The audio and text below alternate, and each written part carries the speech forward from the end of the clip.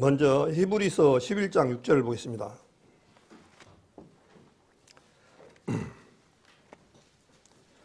히브리서 11장 6절을 우리 너무 많이 전도집회 때랑 맞지 암송을 다 하죠. 히브리서 11장 6절 같이 한 목소리 읽겠습니다. 믿음이 없이는 기쁘시게 못하나니 하나님께 나아가는 자는 반드시 그가 계신 것과 또한 그가 자기를 찾는 자들에게 상 주시는 이심을 믿어야 할지니라. 예. 이 말씀은 수없이 듣고 우리가 많이 들었습니다. 먼저는 오늘 이제 코로나로 인해서 그동안 못했던 부분들을 찬양대도 이제 시작을 하고, 찬양대도 이제 우리 정용호 전도사님을 정으로 하고 성성민 형제를 부로 해서 이제 찬양대도 시작을 오늘부터 시작했습니다. 우리가 그냥 말씀을 들어도 은혜스러운데 찬양을 같이 또 앞에서 먼저 해주시니까 참 은혜로운 시간들이 맞죠? 예? 얼마나 은혜롭습니까? 참 또 열심히 또 잘하신 분들이 또 이렇게 말씀 찬양을 들으면은 그 찬양 우리 구원받은 사람들 안에는 이 찬송가 안에는 이 복음이 들어있기 때문에 같이 마음이 이렇게 통합니다. 그러니까 그 찬양을 할 때마다 굉장히 내 마음을 울리고 마음을 시원하게 합니다. 또 주님 앞에 감사할 수 있는 그런 시간들로 이렇게 보내주셔서 너무 감사합니다.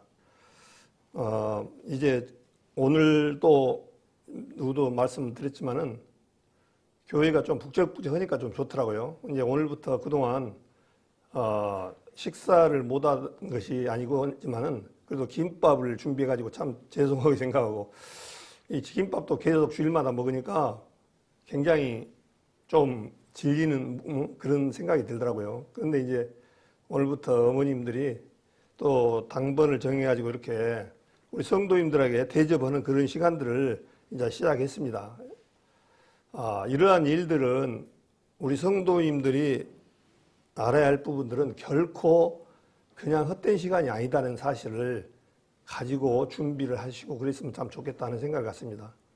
오늘 다른 말씀을 준비하다가 너무나 잘 아시는데 이 상해 부분에도 좀 말씀을 좀 가깝게 좀 전해볼 수 있는 시간들이 되져서 갑자기 이렇게 말씀을 바꿨습니다. 그래서 우리 구원받은 사람들이 구원만 받으면 이걸로 끝이냐, 그것이 아니라 이제 상이 있습니다. 상이 굉장히 중요합니다. 그래서 이제 우리 오늘부터 식사를 당번들 성도님들 시작하시는데 정말 상 받는 일이다. 내가 꼭 상을 받기 위해서 한다 그런 것보다 하나님의 자녀니까 마땅히 해야 되고 또 이 일을 통해서 하나님 앞에 나아가는 길이 굉장히 복이 된다는 사실을 알고 하시면은 기쁨이 되실 겁니다. 1층 이제 식사식이라고 의자와 밥상을 준비했는데 그동안 참 이렇게 편하게 하지도 못하고 그래서 참 죄송하고 그래서 이제 편하게 드시라고 의자하고 책상을 준비해가지고 거기서는 여장년이나 할머님들 식사를 하시고 이제 성인 형제님들은 그 안쪽에 벽을 터가지고 그렇게 해서 충분한다고 봅니다. 차고 넘치는 그런 자리가 되어지기를 우리는 바라봅니다. 거기에 뭐 부족해서 못한 정도가 되지 않고 충분하니까 식사 넉넉히 하시고 또 기쁨으로 모든 일들이 참 유기적으로 우리 구약에 보면은 성막이 어땠습니까? 그 참 체계적으로 순서와 질서와 그 하나님의 나팔과 이런 것에서 움직이는 그런 것을 볼 때 정말 그 하나님께서 소리 없이 이렇게 움직이는 그런 모습을 봅니다. 우리도 마찬가지로 이 세상에 살아가면서 이 세상에 가장 아름답고 가장 거룩하고 가장 영광스러운 자리가 어디냐면은 청와대도 아닙니다. 교회입니다. 교회. 교회는 이 세상에서 에클레시아 가지고 이 세상 어두운 가운데서 불러낸 무리가 교회입니다. 그래서 교회가 어떤 무형적인 어떤 건물이 아니라 우리 성도님들 자체가 교회입니다. 그래서 교회는 하나님이 거하시는 성도들 각 개인이 하나님 계시는 성전이라는 사실을 너무나 잘 알고 계십니다. 그래서 하나님은 죄가 있는 사람과 죄가 있는 것에는 절대로 함께 할 수 없는 분이에요. 근데 왜 교회에 있느냐? 우리가 잘해서가 아니라 주님의 은혜로 우리의 깨끗함을 받아서 하나님이 거하는 장소로. 그래서 구약에 보면은 성막이 가장 거룩했습니다. 그 다음에 성막에서 성전, 성전에서 제일 거룩한 것에서 제사를 드렸고 거기에 임재를 했습니다. 그러나 이제 신약에 와서는 우리 구원받은 성도들 안에 주님이 함께 계셔서 가장 거룩한 장소입니다. 또한 교회가 어떤 한 사람만 교회가 아니라 그 무리들이 두세 사람 모인 것에 내가 함께 하신다는 말씀처럼 둘이 모여도 교회입니다. 그래서 이 교회의 성도님들은 이 세상에 땅을 딛고 살아가지만은 이 땅에 사는 신분이 아니고 하나님의 자녀라는 사실을 깊이 생각하고 살아가면은 참 든든합니다. 그래서 이제 우리가 구원받은 이제 앞으로 되어질 일들은 너무나 성경에서 많이 잘 들었습니다. 이제 나팔절에 우리가 제일 가까운 시간들이 살아가고 있습니다. 그때 이제 우리의 휴거가 준비되어졌습니다. 휴거를 준비해야 되는 목적은 하나님께서 이 세상에 심판하실 때 소돔과 고모라 성도 의인과 악인을 함께 멸하는 것이 합당합니까? 라고 했을 때 거기에 의인 50명 있으면 어떻게 하랍니까? 했을 때 주님께서 50명 있어도 심판 안 한다. 그래서 40명, 30명, 20명, 10명 있다가 10명이 없어서 멸망한 도시가 소돔입니다. 그래서 이제 이 세상에서는 우리도 같이 하나님께서 심판을 내려본다라면은 같은 주님의 그 은혜가 헛되게 될 수밖에 없고 하나님의 보혈은 의미가 없습니다.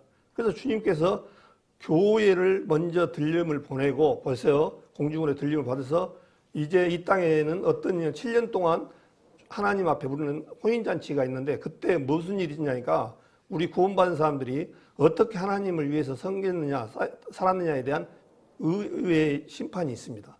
그래서 심판을 받는 동안은 7년 동안 이 땅에서는 어떤 일이 있냐면 이 적그리스도가 통치하는 그런 어마무시한 속에 있습니다. 그래서 첫 3년 반은 평화롭게 이렇게 잘 나가다가 후 3년 반에는 적그리스도 통치해서 이 세상에 표를 받지 않는 사람은 살 수가 없는 그런 세상, 경제와 모든 권한을 다 말살해버려서 적그리스도가 통치하는 세상에 살아갑니다. 그러면 어떤 사람들은 그래요. 그 넓은 나라를 어떻게 통치하냐.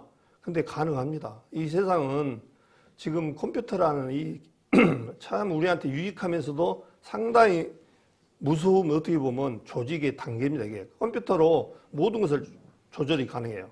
우리 코로나 때 어떻습니까? 코로나 안 받으신 분들 식상에 몇 명 이상 가지 마라, 몇 명 이상 가지 마라 통제가 되잖아요. 또 모이지 마라. 지금 그 우크라이나하고 러시아하고 전쟁을 하는데 푸틴 한 사람에 의해서 러시아가 꼼짝없이 달달달달 국민들이 꼼짝 못 하잖아요. 징집을 군 갔다 온 사람들은 다시 징집하는데 일부는 도망가기도 하지만은 꼼짝없이 가고 하는 부분을 보면은 이 적그리스도가 통치하면 꼼짝없이 당합니다. 그래서 이 땅에서는 피할 길이 없어요. 그래서 주님께서 공중 들림을 통해서 공중에서 이제 우리 구원받은 성도님들은 이제 의의 심판을 이제 어떻게 살았냐에 대한 심판이 있고 그 후에 이제 7년 대환란이 끝나면은 우리 구원받은 사람들은 이 땅에 내려오는데 우리 이 육신의 몸으로 내려오질 않습니다. 주님 앞에 우리가 부활될 때는 어떤 몸이냐면 이 육신의 몸이 아니라 부활된 몸, 신령한 몸으로 주님께서 바꿔서 올라가기 때문에 우리 몸은 이제는 예를 낳을 수 없는 그런 존재, 영적인 천사와 같다 말씀하셨습니다. 그래서 우리는 예를 낳고 사는 그런 시대의 사람으로 속하지 않습니다. 고린도전서 15장에도 마찬가지예요.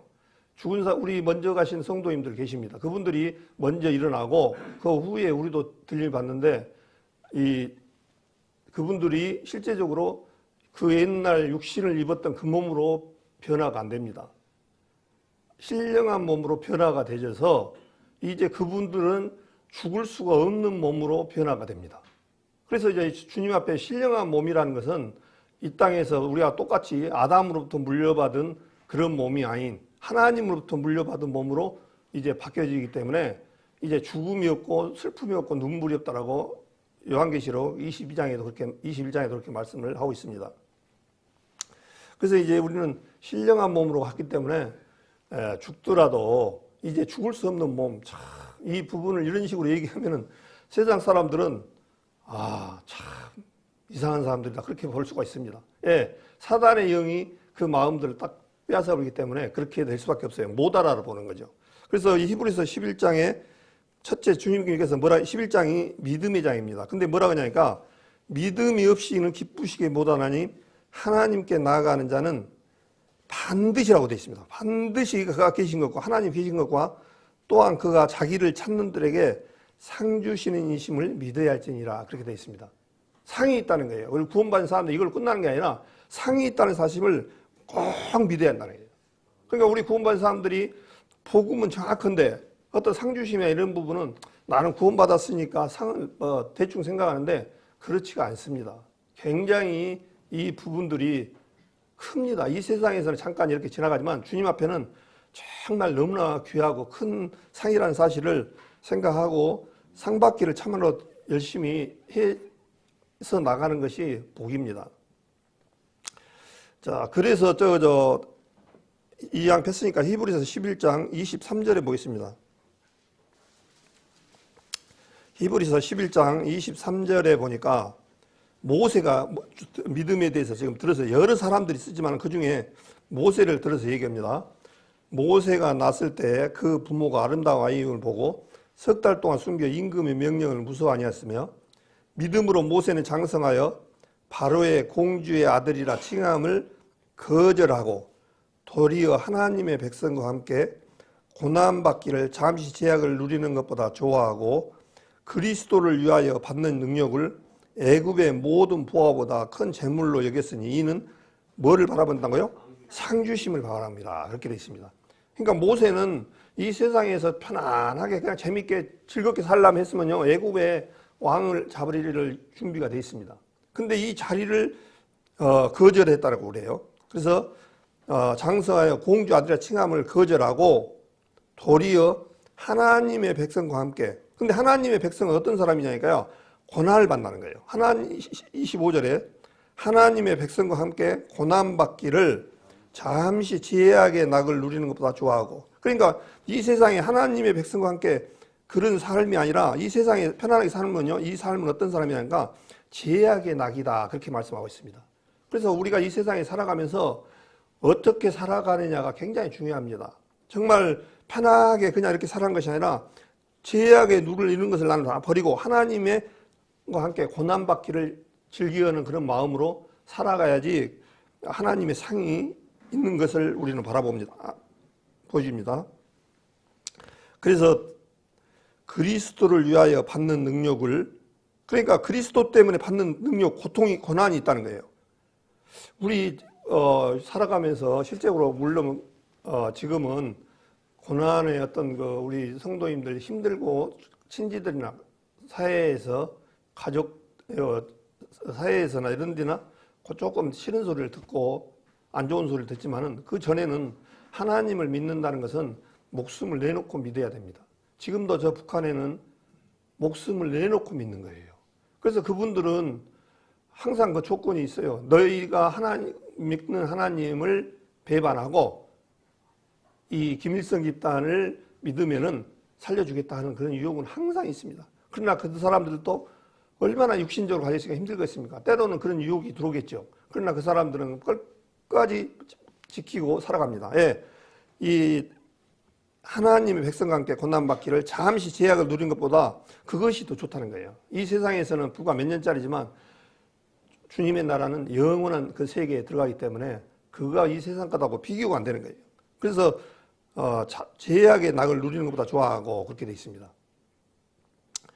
그러면서 26절에 그리스도를 위하여 받는 능력을 애굽의 모든 보화보다, 애굽의 그 보화량가 얼마나 많겠습니까? 애굽에는 정말 그 당시 바로가 지배할 때에는 에덴 농산 같았다고 말씀을 하셨어요.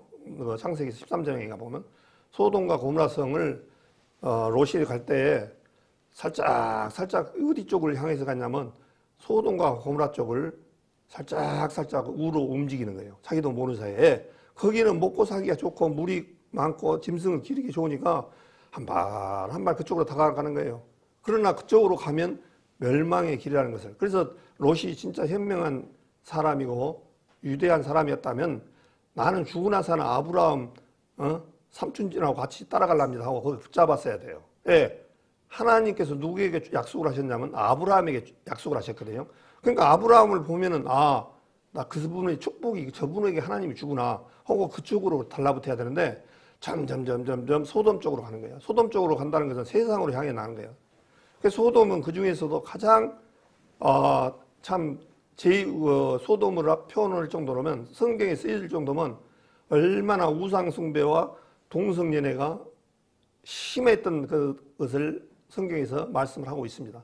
우리가 그때 안 살아봤지만 도나마나 너무나 큰 이 하나님으로부터 저주받은 그야말로 하나님을 대적하는 그런 세상 속에서 소돔을 그렇게 말씀을 하셨습니다.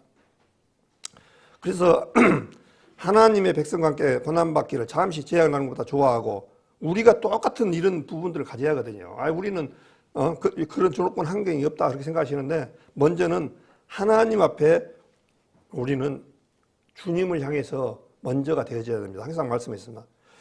시편 84편 10절에 보니까 주의 궁정에서 한 날이 다른 첫날보다 나은즉 그랬습니다. 그러니까 이 주의 궁정이라는 것은 하나님 함께 계시는 거예요. 원래 궁정이라는 뜻이 임금이 거하시는 것을 뜻하는데 우리는 하나님을 표현하거든요. 하나님이 계신 것에서 한 날이 다른 것에서 첫날보다 낫다는 거예요. 그러니까 이 교회에 한 번 하루 이렇게 생각할 수도 있어요. 교회에 한 날이 온 날이 다른 날 첫날하고 똑같다 그렇게 비교할 수도 있습니다. 참. 그래서 우리 구원받은 성도님들이 죄송합니다. 목이 좀 가지고요. 하루 한 날 이게 한 주 예배에 빠지면 어떻겠느냐 이렇게 생각하지 마시고 이 말씀은 시편 84편 말씀에 맞아. 내가 한 날이 빠지면은 다른 날 첫날하고도 비교한다 했지 주님께서. 그래서 예배는 빠지면 안 됩니다. 예, 이날은 그냥 우리 성도님들 얼굴을 보고 있는 거지만 또 하나님 앞에 우리 구원받은 성도님들과 같이 교제하고 하나님을 경외하는 모시는 그런 날입니다. 그렇기 때문에 좀 우리가 모임의 그런 부분들을 좀 빠지지 않고 주일날의 중요성을 가지고 살아가야 되지 않느냐 그런 생각을 해봅니다. 주의 궁정에서 한 날이 다른 날에서 첫날보다 나은즉 악인의 장막에 거하는 보다. 하나님은 이렇게까지 얘기합니다. 이 세상을 악인의 장막이라 이렇게 말씀도 표현을 해요. 악인의 장막보다 문지기로 있는 것이 좋사오니 그렇게 말씀하셔서 또한 요한일서 5장 19절에는 이 세상은 악한 자 안에 처함이야 그렇게 되어 있습니다. 이 세상을 주님은 어떻게 보시냐니까요. 악한 자 안에 처한다 그렇게 말씀하셨어요. 그래서 누가복음 4장에 보면은 4절입니까? 거기에 보면은 마귀가 예수님을 시험하는데 이것은 나에게 넘겨준 것이므로 그렇게 내가 나한테 절하는 자에게 주겠노라고 말씀하셨어요. 그러니까 사단은 알고 있는 거예요. 이 세상은 하나님이 누구한테 넘겨줘 보냐니까 사단한테 넘겨준 세상이에요. 그 속에서 불러내야 돼요. 이렇게 불러내. 야 나와라. 거기서 나오면 멸망이다. 소돔이성이다. 하나님의 심판 대상이다. 그러니까 빨리 나와라고 한 것서 모인 무리가 지금 교회예요. 그래서 교회라는 이 부분들은 위치는 어마어마한 위치입니다. 지금 하나님이 함께 하시는 자리예요. 그래서 이 교회에 아무리 20년, 30년을 다녔어도 하나님의 백성이 되었느냐 그게 중요해요. 신분이 바뀌었느냐 하나님의 백성으로 구원받았느냐 이게 중요해요. 그 백성이 구원받고 있는 자리는 이 교회는 하나님 함께 계시는 자리고 이 세상 사람들이 거듭나지 못했으면 의미가 없습니다. 아무 의미가 없어요. 누가복음 12장을 한번 보겠습니다. 누가복음 12장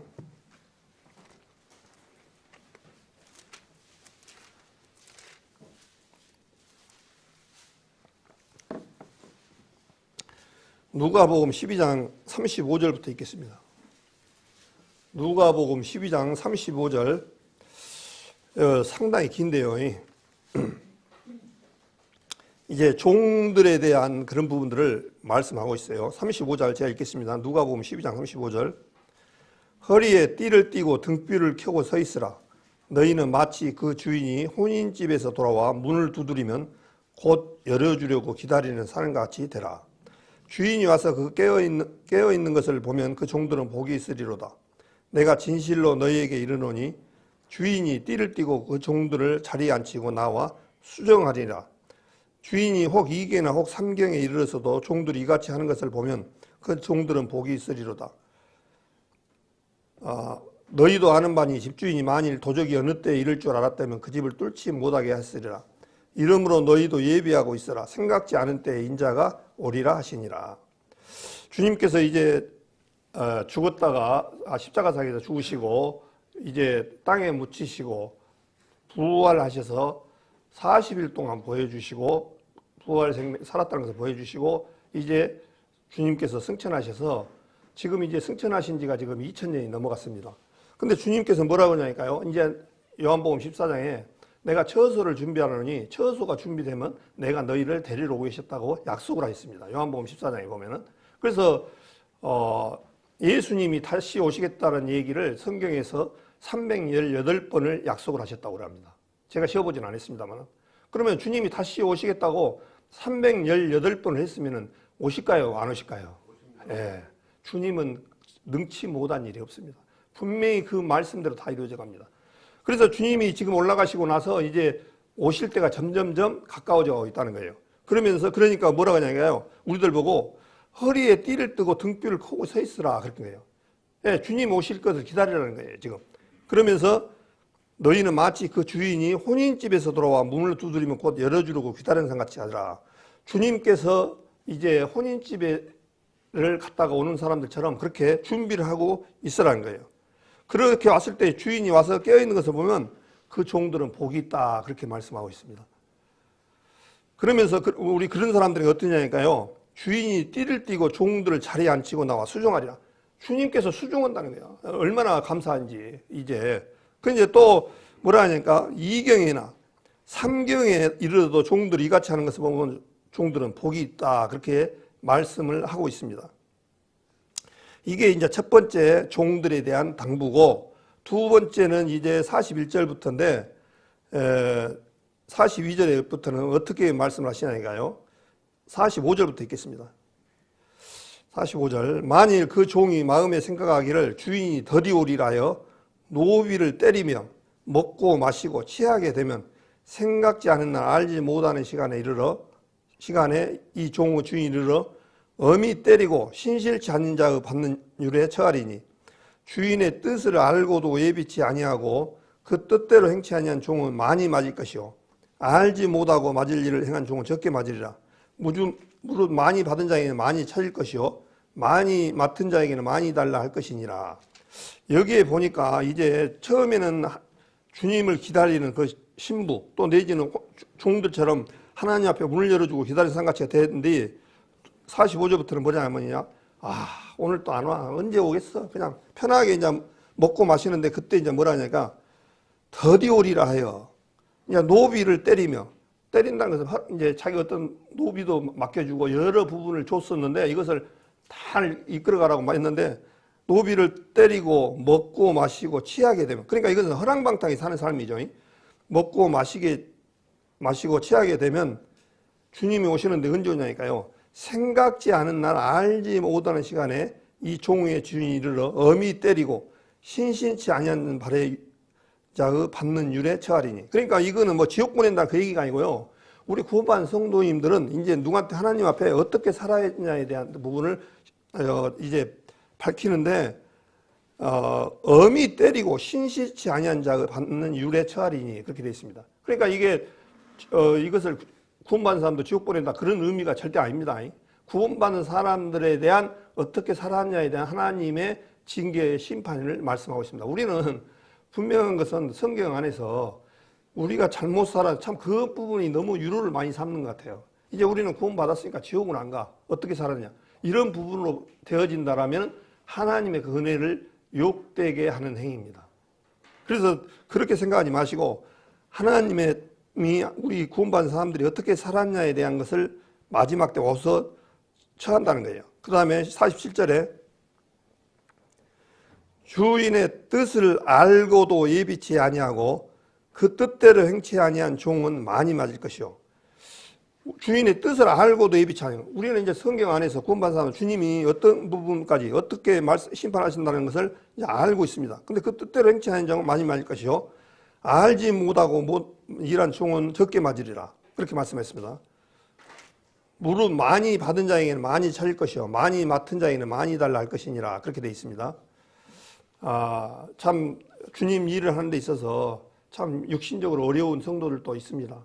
또한 물질적으로 어렵고 시간이 참 내기도 어려운 성도들이 있는 사람들은 주님께서 적게 찾을 거예요. 그러나 나에게 건강도 많고 정말 주님 앞에 물질과 모든 것을 다 주셨는데 주님을 쓰임을 받았을 때는 참 너무 이렇게 그 쓰임을 못 받았을 때는 많이 찾는다는 거예요. 주님께서 많이 줬기 때문에 많이 찾는다고 해요. 그래서 이 말씀을 우리는 깊이 생각해 봐야 된다, 그런 생각을 해봅니다. 고린도후서 5장을 보겠습니다.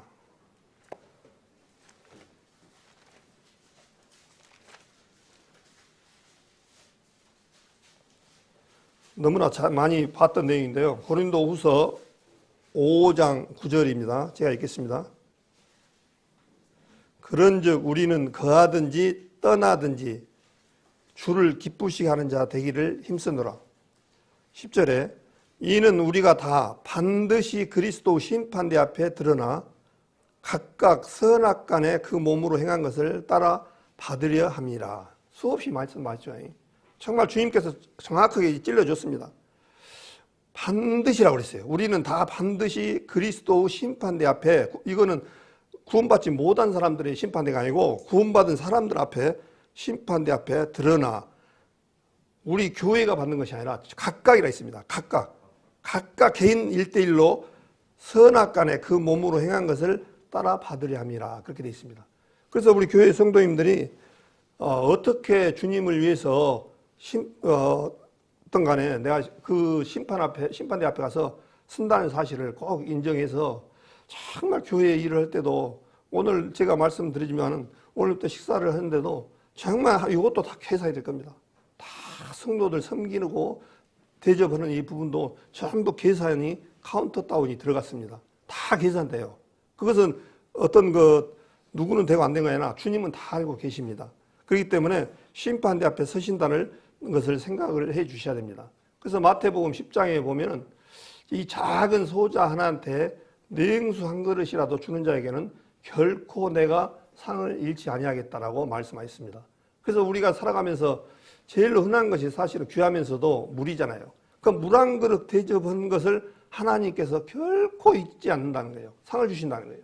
그러니까 이 상이라는 부분은 널려 있습니다. 널려 있어요. 주님 앞에 실적으로. 근데 그것을 우리가 안 하니까 그러지. 실적으로 주님 앞에 상 받을 수 있는 기회가 너무나 많으니까 정말 그 모든 일을 할 때 즐거움으로 했을 때 주님께서 계산해 주신다. 그렇게 말씀을 드리고 싶고, 고린도전서 4장을 보겠습니다. 고린도전서 4장에 보면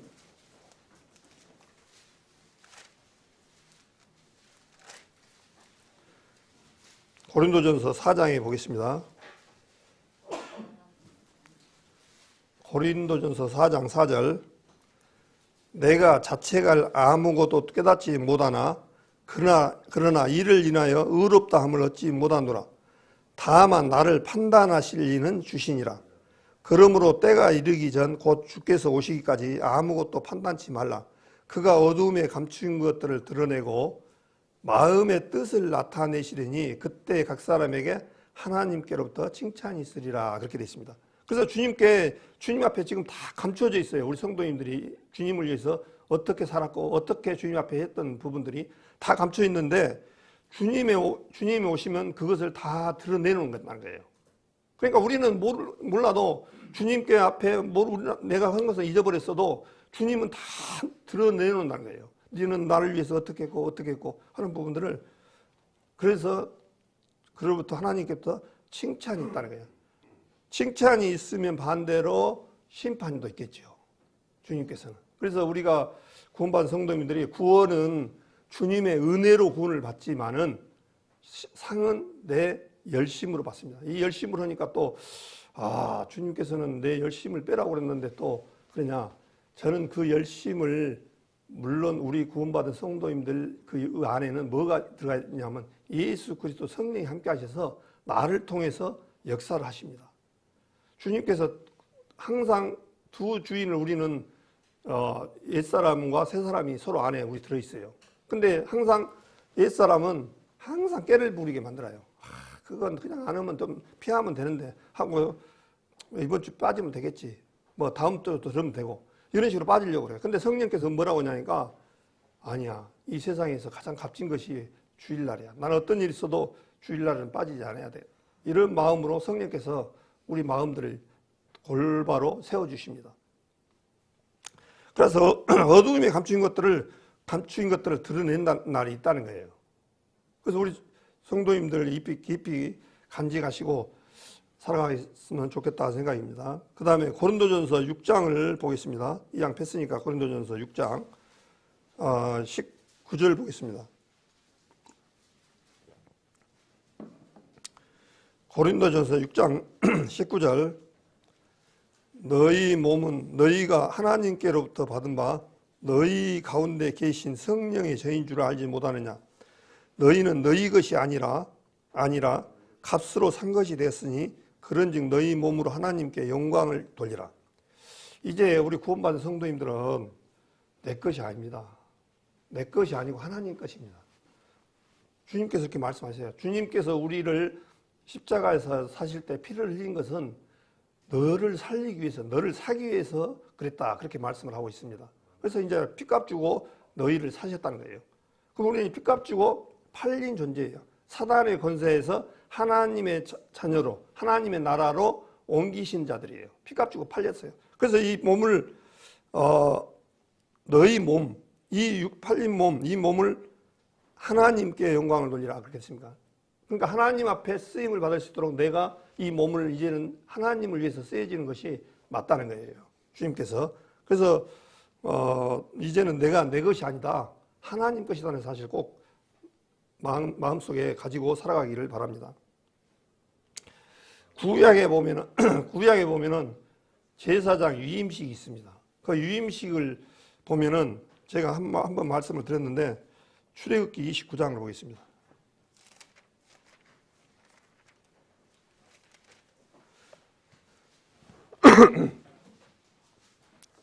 출애굽기 29장에 보면은 성경이 다 다르게 조금씩 차이가 나기 때문에 그렇다고 해서 말씀이 틀리다는 얘기가 아니고 그 위에 주제를 이렇게 달아놨잖아요. 근데 그 주제 성경책에는 뭐라고 되어 있냐니까 제사장의 직분 유임 이렇게 되어 놨습니다. 제사장의 직분을 유임한다는 거예요. 유임한다는 얘기는 맡긴다는 거예요. 사물을 맡기고 모든 것을 맡긴다는 거예요. 제사장들한테 그 뜻입니다. 그러면서 출애굽기 29절 1절에 보니까 너는 그들에게 나를 섬길 제사장 직분을 유임하여 그들로 거룩하게 할 일이 이러하니 곧 젊은 수수 하나와 흠없는 수양 둘로 취하고 무교병과 기름 섞인 무교과자와 기름 바른 무교전병을 모두 고운 밀가루로 만들고 그 강주들을 한 줄에 담고 그것을 강줄에 담은 채 송아지와 두 양과 함께 가져오고 너는 아론과 그 아들들을 회막문으로 데려다가 물로 씻기고 의복을 가져다가 아론의 속옷과 예복 받침 겉옷과 예복을 입히고 흉패를 달고 예봇에 공교히 짠 띠를 띄우고 그 머리에 간을 씌우고 그 위에 성패를 더하고 관유를 가져다가 그 머리에 부어 바르고 그 아들들을 데려다가 그들에게 속옷을 입히고 아론과 그 아들들에게 띠를 띄우고 관을 씌워서 제사장 직분을 그들에게 맡겨 영원한 규례가 되게 하라. 너는 이같이 아론과 그 아들들에게 유임하여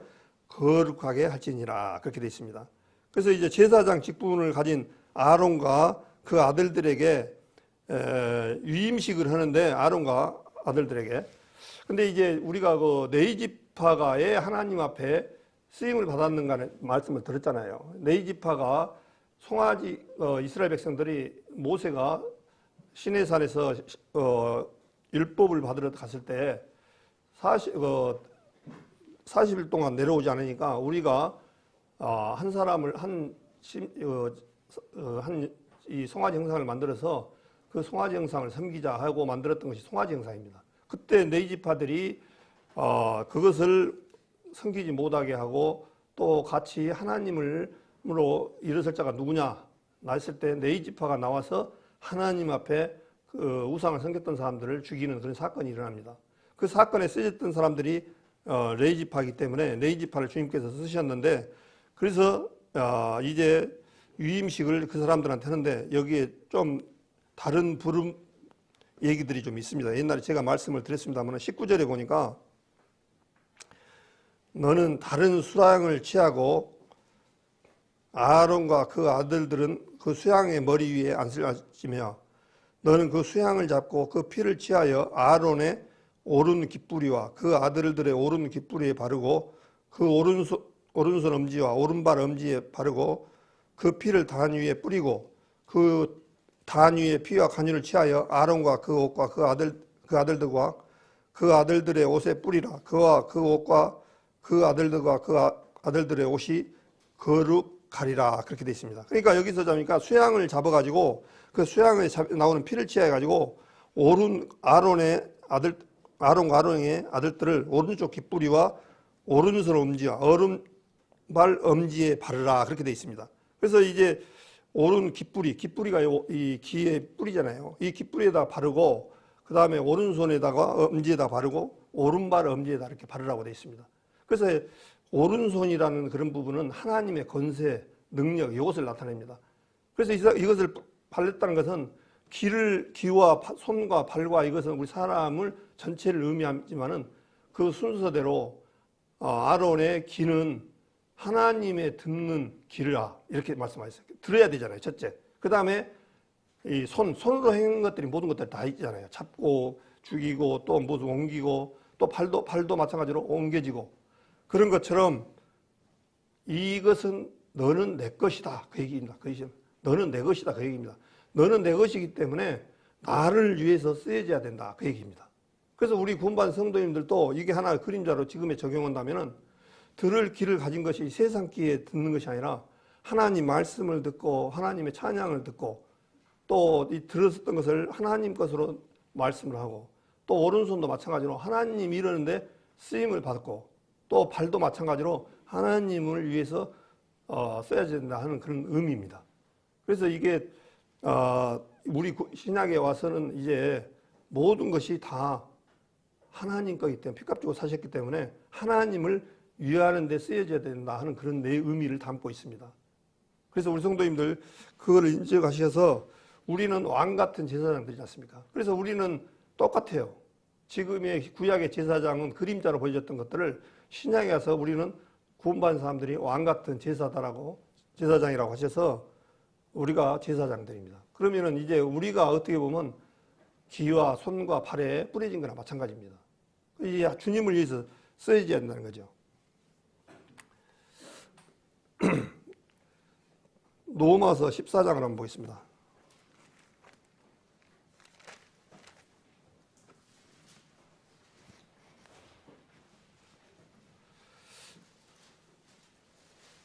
로마서 14장 7절을 읽겠습니다.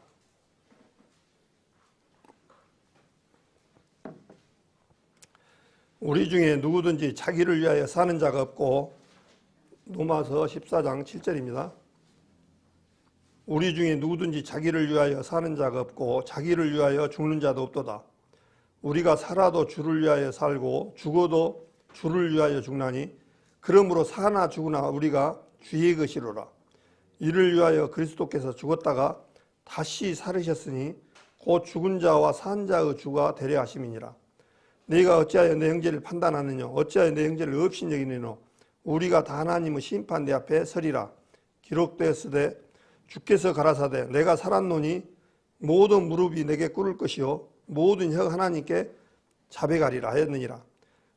이러므로 우리 각인이 자기 일을 하나님께 직고하리라. 그렇게 되어 있습니다. 여기서도 마찬가지로 우리 각인이 각 사람이 자기 일을 하나님께 직고한다. 그렇게 되어 있습니다.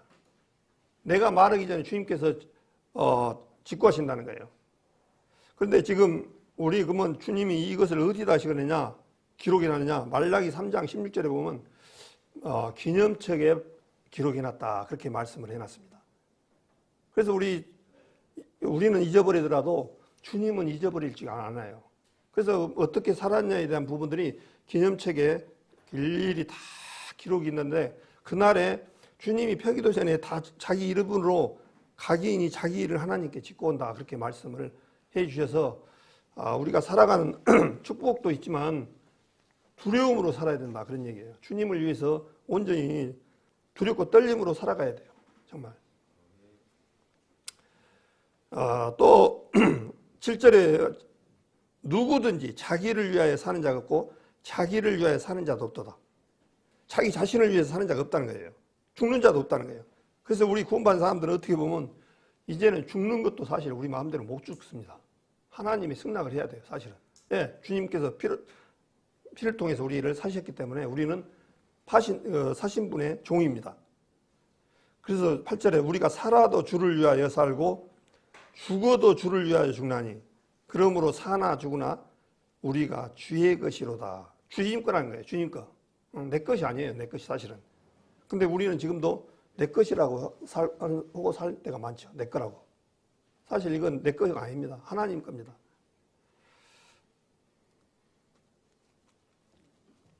빌립보서 3장을 한번 더 보겠습니다. 오늘 이쪽 부분만 제가 찾아갖고 말씀을 드리니까 좀 따분하기도 하실 거예요. 그러나 전부 상에 관련되기 때문에 빌립보서 3장을 보면은 사도 바울이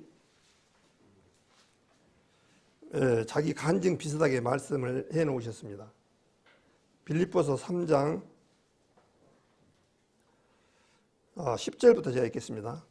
빌립보서 3장 10절 내가 그리스도와 그 부활의 권능과 그 고난의 참여함을 알려하여 그의 죽으심을 본받아 어찌하든지 죽은 자 가운데서 부활에 이르려 하노니 내가 이미 얻었담도 아니요 온전히 이뤘담도 아니라 오직 내가 그리스도 예수께 잡힌 바 된 그것을 잡으려고 쫓아가노라. 형제들아 나는 아직 내가 잡은 줄로 여기지 아니하고 오직 한 일 뒤에 있는 것은 잊어버리고 앞에 있는 것을 잡으려고 표대를 향하여 그리스도 예수 안에서 하나님이 위에서 부르신 부름의 상을 위하여 쫓아가노라. 이 사도 바울도 뭐라고 하냐니까요. 내가 지금 잡은 것도 아니다. 이미 얻었담도 아니다. 살아있기 때문에. 이제 주님 그 살아있는 동안에는 내가 그리스도 안에서 예수께 잡힌 바 되어가지고 예수님의 일을 하는데 잡은 아직 끝나지 않다는 얘기예요. 근데 뒤에 있는 것은 지나가 버렸잖아요. 다 지나가 버리고 표대를 향해서 그리스도 표대가 뭐겠습니까? 오직 상을 위해서 예수 안에서 하나님 위에서 부르시는 부름은 상을 위해서 쫓아간다는 거예요. 그러니까 사도 바울도 이것을 확실하게 아셨기 때문에 자기 목숨까지도 내놓고 온전히 주님을 향해서 나갔던 거예요. 그래서 이런 부분들의 상들을 얘기하게 되면 참 부담스럽기도 해요. 저도 마찬가지고 다 마찬가지거든요. 이 세상에 구원받은 사람은 모두가 다 주님의 심판대 앞에 서야 되는데 다 주님 앞에 심판대 서는 입장이기 때문에 나는 뭐 어떻다라고 말할 수도 없습니다. 사도 바울 같은 사람도 얻었다함도 아니에요. 잡았다는 것도 아니고 오직 표대를 향해서 열심을 내고 달려간다는 거예요. 사도 바울 같은 사람도 이렇게 하나님의 부르신 상을 위해서 쫓아간다 그렇게 말씀을 해 주셨기 때문에 우리도 마찬가지로 정말 사도 바울 같이는 못 살더라도 정말 주님이 말씀해 주신 만큼 상을 향해서 쫓아가야 되지 않느냐 그런 생각을 해봅니다. 고린도전서 9장을 보겠습니다. 우리 또 잘 아시는 고린도전서 9장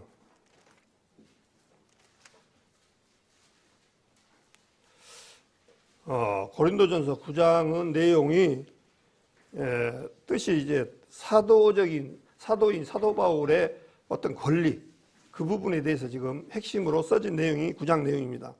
사도 바울은 권리가 있었습니다. 사도로서. 그런데 이 고린도 교회 사람들이 뭐라고 하냐니까 3절부터 보겠습니다. 9장 3절 나를 힐문하는 자들에게 발명할 것이 이것이니 이 힐문한다고 하니까요. 트집을 잡는 것을 힐문한다고 해요. 비판하는 걸. 그러니까 사도 바울을 트집을 잡는 거예요. 그러면서 이렇게 나의 입장을 이렇게 이해합니다라고 쉬운 성경에 그렇게 있어요. 나는 힐문한 자들에게 트집 잡는 자들에게 나의 입장을 말합니다. 그렇게 말씀하시면서 우리가 먹고 마시는 권이 없느냐. 그러니까 사도 바울이 복음을 전하면서 먹고 마시는 권한이 있다는 거예요. 그러면서 5절에 또 뭐라 하냐니까 우리가 다른 사도들과 주의 형제들과 게바와 같이 자매된 아내를 데리고 다닐 권이 없겠느냐. 이 앞에 목사님하고도 잠깐 그런 교제를 했습니다만 사도 바울이 결혼했느냐 안 했느냐 그 부분은 여기서 의논은 대상이 아니고 사도 바울도 게바와 같이 자매된 아내를 데리고 다닐 권이 없겠느냐. 아마 게바가 베드로니까 베드로도 자매와 같이 복음 전하는데 같이 다녔던 것 같아요.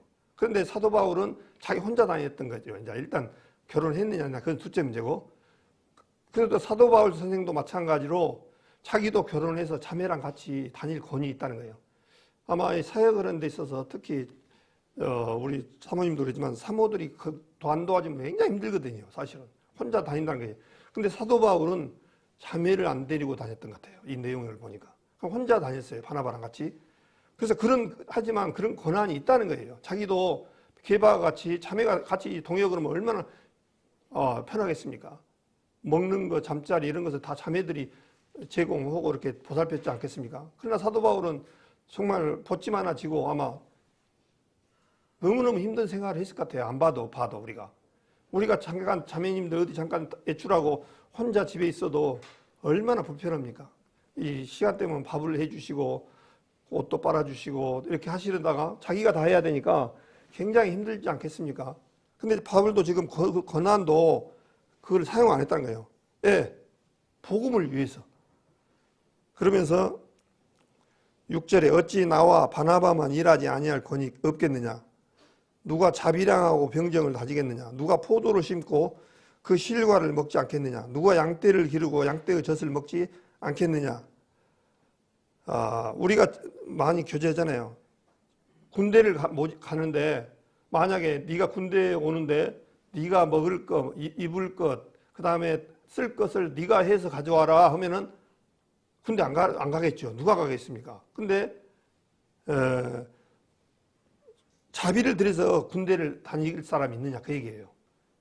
지금 우리나라 군대는 전부 다 국가에서 날아주고 먹여주고 그러지만 만약에 이것이 없이 네가 먹을 것 사갖고 오고 네가 모든 것 쓸 것을 사용해라 하면은 군대 생활이 되겠습니까?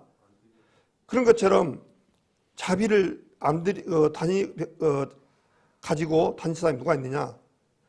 또 포도를 심고 그 실과를 먹지 않겠느냐? 포도나무를 심었으면은 포도가 열렸어요. 그럼 그 포도를 따먹을 수 있는 권한이 있잖아요. 또 양떼를 기르는데 양떼에서 나오는 젖을 먹을 권한이 있다는 거예요. 그러면서 8절에 내가 사람의 예대로 이것을 말하느냐? 율법도 이것을 말하지 아니하느냐? 모세 율법에 곡식을 밟아 떠는 소에게 망을 씌우지 말라. 기록하였으니 하나님께서 어찌 소들을 위하여 염려하시느냐. 그렇게 말씀했습니다. 모세 율법에 곡식을 밟아 떠는 소에게 망을 씌우지 말라. 이 말씀을 신명기서 25장 4절에 말씀을 드려서 지금 사도 바울이 쓰고 있습니다. 그래서 이 모세 율법에 곡식을 밟아 떠는 소에게, 옛날에는 이스라엘은 방아를 소가 움직였고 또 타작을 할 때 짐승을 들여서 이렇게 타작을 했단 말입니다. 근데 이 소에다가 망을 딱 씌웁니다. 예, 소가 일을 않고 그냥 먹지 못하고 일만 하게끔. 근데 곡식을 밟아 떠는 소에게 망을 씌우지 말라고 이 말씀을 지금 사도 바울에게 들어서 얘기를 해요. 그러니까 사도 바울도 일하는 자에게는 싹시 있다는 거예요. 그래서 만약에 이 소에게 망을 씌워서 계속 안 주면 소가 힘이 없어서 일을 못 오거나 죽어버리면 안 되잖아요. 그래서 그것도 소도 먹을 권리가 있다는 거예요. 그래서 우리 시골에서도 그런 경험을 했을 거예요. 소를 키우면은 소에다가 망을 씌워갖고 쟁기를 갑니다. 이러는 동안에는 먹지도 못하게끔 옆에 논두렁에 풀을 못 뜯어먹게 그렇게 했습니다. 그게 율법에도 근데 안 맞다는 거예요. 일하는 자에게 그 먹을 권리가 있다는 거예요. 그것을 들어서 지금 모세 율법을 들어서 지금 얘기를 하고 있습니다. 그러면서 17절로 넘어가겠습니다. 내가 내 임의로 이것을 행하면 상을 얻으려니와 임의로 아니한다 할지라도 나는 직분을 맡았노라. 그런즉 내 상이 무엇이냐? 내가 복음을 전할 때 값없이 전하고 복음으로 인하여 내게 있는 권을 다 쓰지 아니하는 이것이로라. 그렇게 말씀하셨습니다. 주님 앞에 이제 사도 바울이 상을 받는데 권이 있는데 이런 것을 다 쓰지 않는다는 거예요. 그래서 어떤 그 대가를 바라보고 하는 것이 아니라 값없이 전하고 값없이 하나님 앞에 일을 했다는 거예요. 우리 구원받은 사람들도 내가 꼭 상 받았다 그런 것보다도 정말 하나님 앞에 마땅히 하나님의 자녀로서 해야 될 부분. 그래서 이 모든 권한을 쓰지 아니하고 사도 바울은 그렇게 했습니다. 그래서 고린도 교회, 특히 고린도전서에 보면은, 후서에 보면은 고린도 교회 사람들이 사도 바울을 굉장히 핍박하고 안 좋은 얘기들을 막 했죠. 이 사도의 권능을 남용한다. 내지는 또 사도 바울이 일도 하지 않으면서 성도들에게 어떤 것을 요구한다. 그래서 사도 바울이 내가 너희 고린도 교회에서는 일부러 받지 않았다. 요를 받지 않았다. 그렇게까지 심하게 얘기를 합니다. 그러니까 고린도 교회 성도님들이 상당히 영적으로 나약했었죠. 이런 부분들을 사도 바울의 마음을 알지 못하고 이런 부분들을 얘기를 했던 그런 부분들이 기억이 납니다. 양 폈으니까 고린도전서 9장 24절을 보겠습니다. 너무나 잘 아시는 내용인데 24절을 보면은 운동장에서 다른질하는 자들이 다 달아날지라도 오직 상 얻는 자는 하나인 줄을 너희가 알지 못하느냐. 너희도 얻도록 이와 같이 다름질하라.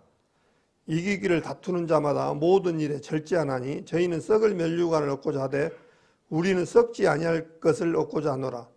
그러므로 내가 다름질하기를 향방 없는 같이 아니하고 싸우기를 허공을 치는 것 같이 아니하여 내가 내 몸을 쳐 복종하게 함은 내가 남에게 전파한 후에 자기가 도리어 버림이 될까 두려워함이로라. 그렇게 되어 있습니다. 올림픽의 발상지가 고린도 교회 지역인 것을 잘 아시지 않습니까? 그래서 고린도 교회 올림픽에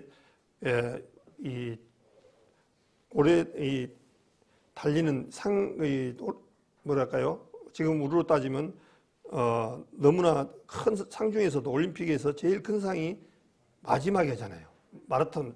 그것을 지금 들어서 설명을 하는데 운동장에서 다 다름질을 한다는 거예요. 그런데 상이 그 많은 사람들 다 주는 것이 아니라 상 얻는 자는 하나인 줄 알지 못하느냐. 물론 2등, 3등도 엄청난 상이잖아요. 마라톤에서. 그 안에 10등, 100등 안에만 들어도 어마어마한 상이에요. 사실은 너무나 힘든 고통의 운동이잖아요. 42.195를 뛴다는 것은 제가 지금 뛰라고 하면 제가 봤을 때는 5km도 못 뛰어가요. 5km는 100m도 못 뛸 것 같아요. 지금 제가 생각할 때는. 근데 42.195를 참 상 하나 바라보고 그렇게 뛴다는 것은 어마어마한 거예요. 어마어마한 거. 그런데 상은 너희도 얻도록 이와 같이 다름질하라. 그렇게 비유를 들어서 지금 얘기를 하고 있습니다. 그런데 이 다름질 하는데 이기기를 다투는 자마다 뭐라고 하냐니까요? 모든 일에 절제한다는 거예요. 우리가 이 세상에 구원받고 살아가면서 절제하는 모습이 있어야 돼요. 우리가 이 세상에 먹을 거 다 먹고 누릴 거 누리고 다 그래가지고는 주님 앞에 상을 얻기가 힘들다는 거죠. 이 세상도 어떻습니까? 이 세상 사람들도 공무원 시험이든 사법고시 시험이든 서울대학교 시험이든 그 다음에 경찰대 시험이든 그분들은 그만한 대가가 있는 거예요. 사실은요. 예. 그것을 향해서 정말 열심히 공부를 했잖아요. 그분 그냥 먹을 거 다 먹고 잘 거 다 자고 그렇게 해가지고는 이 세상에서도 못 들어가요. 서울대학교 들어가려면 얼마나 그 사람이 노력하고 고통을 하고 싶은 것도 참고 잠이 졸려도 잠을 안 자고 했겠습니까? 하다못해 국공무원도 요즘은 굉장히 어려워요.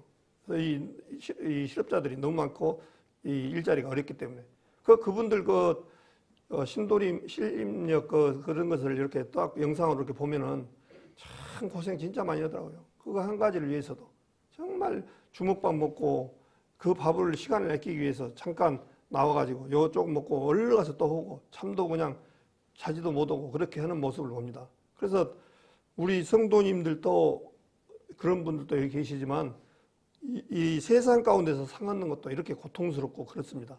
근데 우리 구원받은 사람도 마찬가지예요. 다 자기 볼일 보고 다 나머지를 들여서 이렇게 주님 앞에 온다라면 그것은 아주 잘못된 거죠. 그래서 너희도 얻도록 이와 같이 다름질하라 그렇게 말씀하시고 이기기를 다투는 자마다 모든 일에 절제하나니 저희는 썩을 면류관을 얻고자 하되 여기서 면류관이 두 부류입니다. 저희는 썩을 면류관을 얻고자 하되 우리는 썩지 아니할 것을 얻고자 하노라. 그렇게 됐습니다. 그런데 이분이 제가 그 마라톤에서 우승해서 면류관을 받은 분들을 어떤 그 폄하하려고 하는 것이 아니라 이분들도 유대하지만 근데 이것은 썩을 면류관이라는 거예요. 이 세상 것에서 1등한 것은 하나님하고는 사실 관계가 없어요. 이 세상에서 1등한 부분도 인정은 되어지지만 하나님하고 관계는 없다는 얘기죠. 그래서 썩을 면류관을 얻고자 하되 우리는 썩지 아니할 것을 얻고자 하노라. 그렇게 말씀했습니다. 그래서 우리도 이제 면류관을 받는데 그때 면류관에 5개의 면류관이 들어서 설교를 했던 것을 아실 겁니다.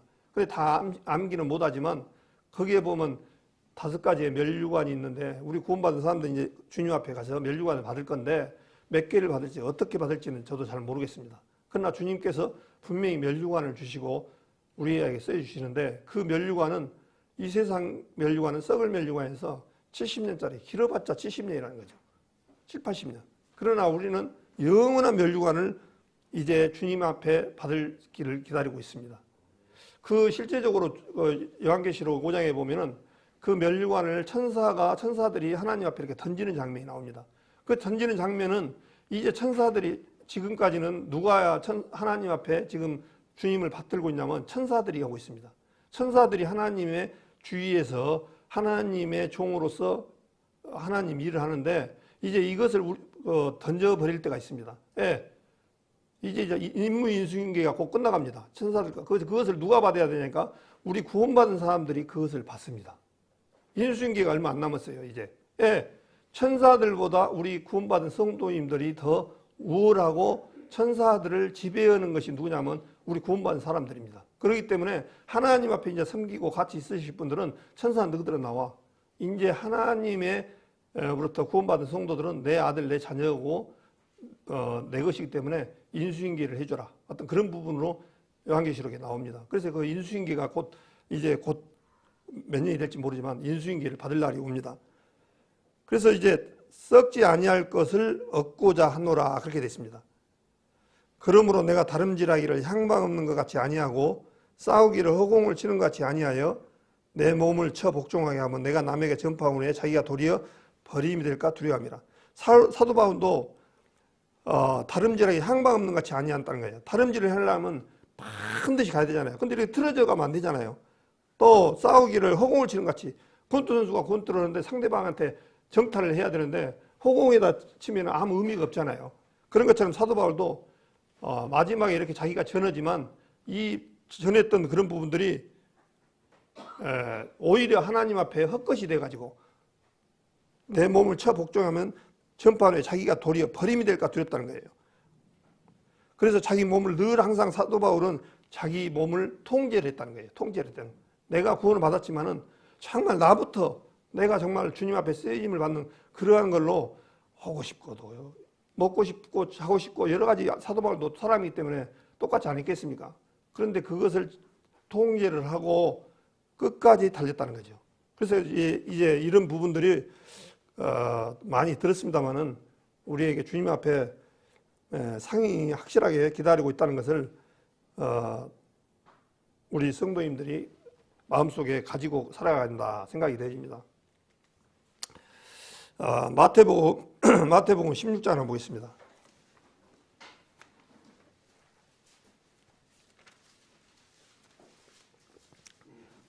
마태복음 16장에 보니까 마태복음 16장 27절 28절 같이 읽겠습니다. 마태복음 27장 28절 인자가 아버지의 영광으로 그 천사들과 함께 오리니 그때 각 사람의 행한 대로 갚으리라. 진실로 너에게 이르노니 여기 섰는 사람 중에 죽기 전에 인자가 그 왕권을 가지고 오는 것을 볼 자도 있느니라. 예. 사도 바울 선생이 변화선상에서 왕권을 가지고 오는 사람을 볼 자도 있느니라 하고 그게 딱 보니까 17장 1절에 이어집니다. 엿새 후에 어떤 일이 있었냐니까 예수께서 베드로와 야고보와 그 형제 요한을 데리시고 따로 높은 산에 올라가셨더니 그렇게 됐습니다. 이 높은 산이 보통 변화선상, 변화된 헬만산이 아니겠느냐 그렇게 말씀을 보는 사람들이 많아요. 그래서 변화산에 올라가셨는데 예수님이 어떻게 바뀌어 보냐면요. 2절에 저희 앞에서 변형되사 그 얼굴이 해같이 빛나며 옷이 빛과 같이 휘어졌더라 그렇게 되어 있습니다.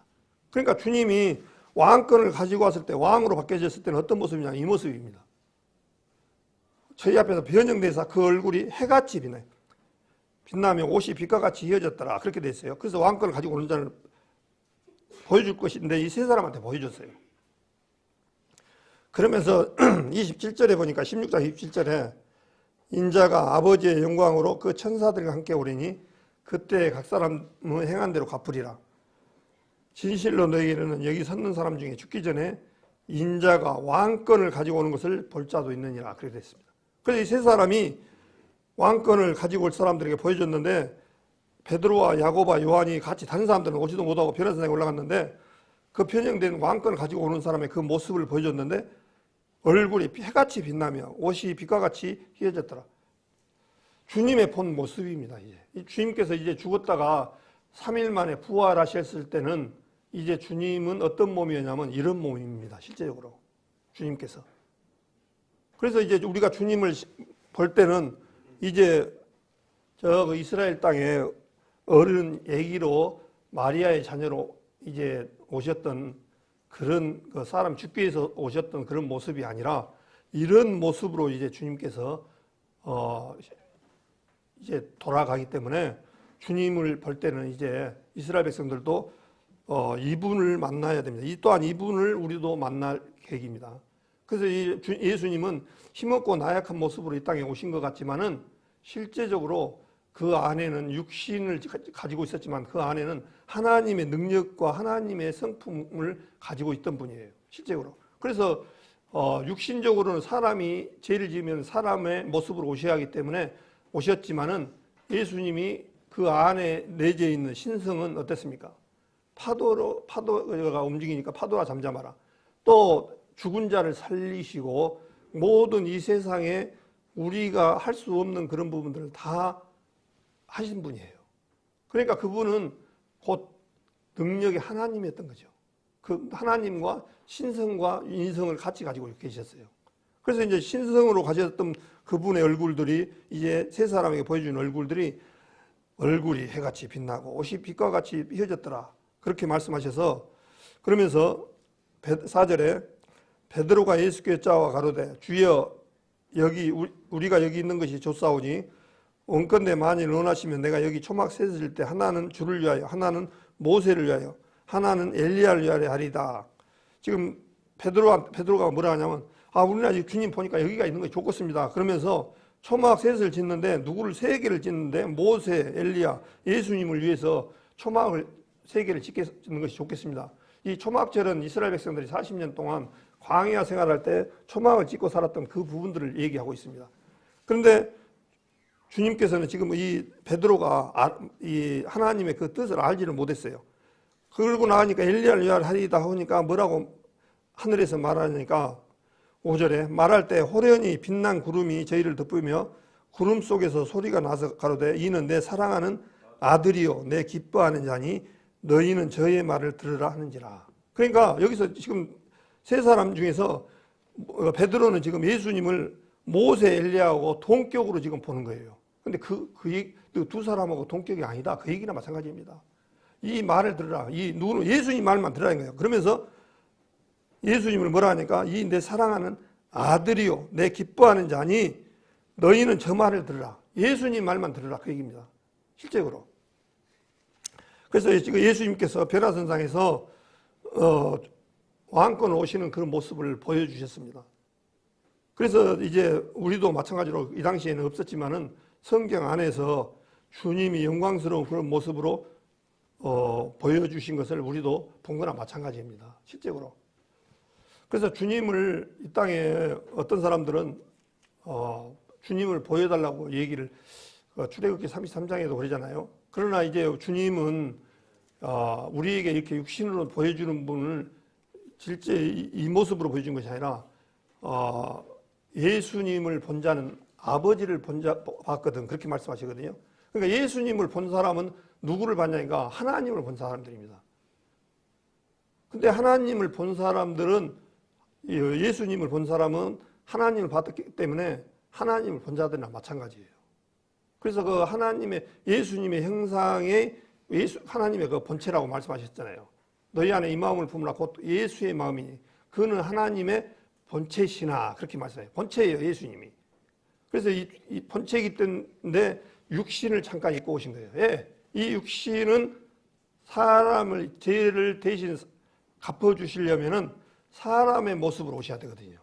그래서 사람의 몸으로 오셔야만이 우리의 죄를 사할 수 있기 때문에 육신을 몸을 입고 오셨습니다. 그러나 이제 육신을 벗은 다음에는 얼굴이 해같이 빛나며 옷과 같이 빛나는 그런 모습으로, 영광의 왕으로 바뀌어지는 그런 모습을 우리가 볼 수가 있습니다.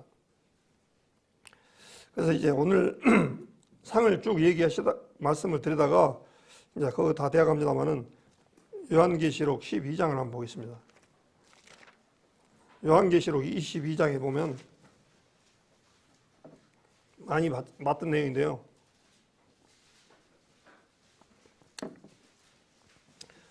요한복음 22장 12절, 보라 내가 속히 오리니, 아직 못 찾으셨나요? 요한계시록 제일 마지막 장입니다. 22장 12절, 보라 내가 속히 오리니 내가 줄 상이 내게 있어 각 사람에게 그 일한 대로 갚아주리라. 나는 알파와 오메가요 처음과 나중이요 시작과 끝이라. 그렇게 말씀하셔서 이제 20절에 이것들을 증거하신 이가 가라사대 내가 진실로 속히 오리라 하시거늘 아멘. 주 예수에 오시옵소서. 주 예수의 은혜가 모든 자들에게 있을지어다. 아멘 하고 이제 상 주는 걸로 마지막 끝을 맺습니다. 주님께서 이제 내가 속히 오리니 내게 줄 상이 있어 각 사람에게 일한 대로 갚아주신다고 말씀하셔서 주님의 이 상을 위해서 열심을 달려나가야 되지 않느냐, 그런 생각을 가지고 오늘 말씀을 드렸는데요. 조금만 더 말씀을 구체적으로 조금은 성경에 또 어떻게 나와 있는가를 말씀을 있어서 좀 말씀을 드리겠습니다. 마태복음 5장입니다. 주님께서 구체적으로 또 말씀해 주신 분이 좀 있더라고요. 마태복음 5장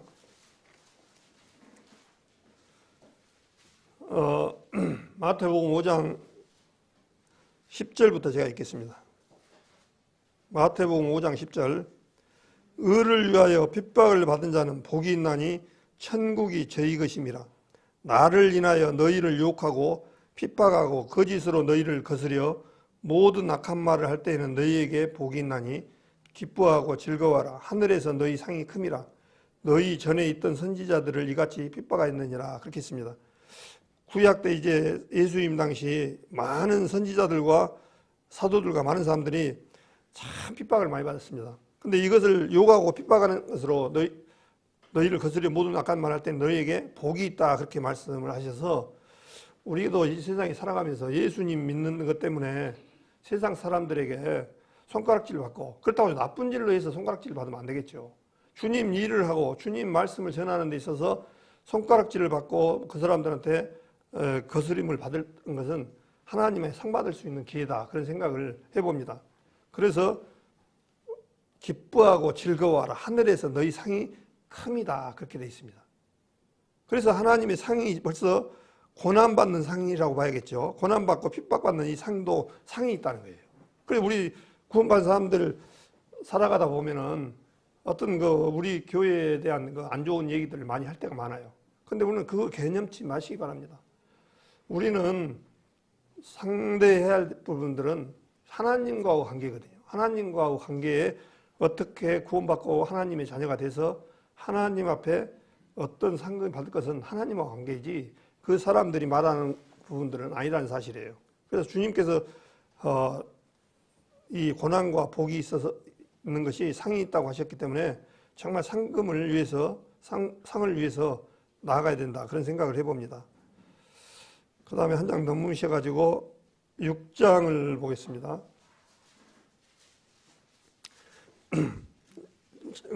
마태복음 6장 1절을 보겠습니다. 사람에게 보이려고 그들 앞에서 너희 의를 행치 않도록 주의하라. 그렇지 아니하면 하늘에 계신 너희 아버지께 상을 얻지 못하느니라. 이제 올바른 구제에 대해서 지금 얘기하고 있습니다. 구제에 대해서.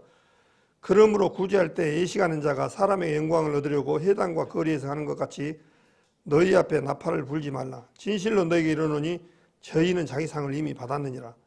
너는 구제할 때 오른손 하는 것을 왼손이 모르게 하여 내 구제함이 은밀하게 하라. 은밀한 중에 보시는 너희 아버지가 갚으시리라. 그렇게 되어 있습니다. 우리가 구제할 때 이제 우리 교회도 참 좋은 점은 구제할 때 모르게 참 하는 부분들을 성경적으로 이렇게 하시는 게 좋아요. 일반 그 장로교나 보면 그 엄청나게 그 참 매미채 돌리고 막 좀 자기를 나타내기 위해서 앞에서 써가지고 막 구제했다고 막 이렇게 하는 부분들은 참 성경적이 못 됩니다. 그래서 이런 것들은 이미 상을 받아봤다는 거예요. 그런데 구제할 때에서 은밀하게 하라. 정말 주님 앞에 주님과 관계에서 나만 주님과 모르게끔 주님만 알게끔 이 세상 사람들하고 관계없이 은밀한 중에 보시는 너희 아버지가 갚으시리라. 그렇게 되어 있습니다. 여기를 잡으시고 시편 112편을 한번 볼까요? 시편 112편.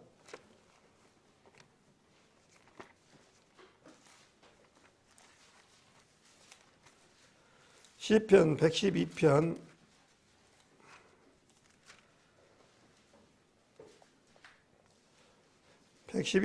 9절을 한번 같이 읽겠습니다. 시편 112편 9절 886페이지입니다. 페이지수. 저가 재물을 흩어 빈궁한 자에게 주었으니 그 의가 영원히 있고 그 뿔이 영화로이 들리로다. 그렇게 되어 있습니다. 그 뿔이라고 이렇게 하다 보니까 좀 어려운데요. 능력, 승리를 상징하는 게 뿔입니다. 그래서 그는 세 번역을 찾아보니까 영광을 받으며 높아질 것이다. 이렇게 되어 있더라고요. 저가 재물을 흩어 빈궁한 자에게 주었으니 그 의가 영원히 있다는 거예요. 영원히. 나는 잊어버렸어도 주님이 다 기억해내신다는 거예요. 그 의가 영원히 있고 그는 영광을 받으며 높아질 것이다. 그렇게 말씀을 되어져 있습니다. 그래서 우리가 이 구제하는 부분들도 주님께서 다 그날에 다 드러내시고 주님께서 갚아주신다는 거예요. 다음에는 마태복음 6장 5절에 한번 보겠습니다. 우리가 많이 들었던 내용이고 봤던 내용이죠. 전부 구제, 기도 이런 거. 6장 5절에 보니까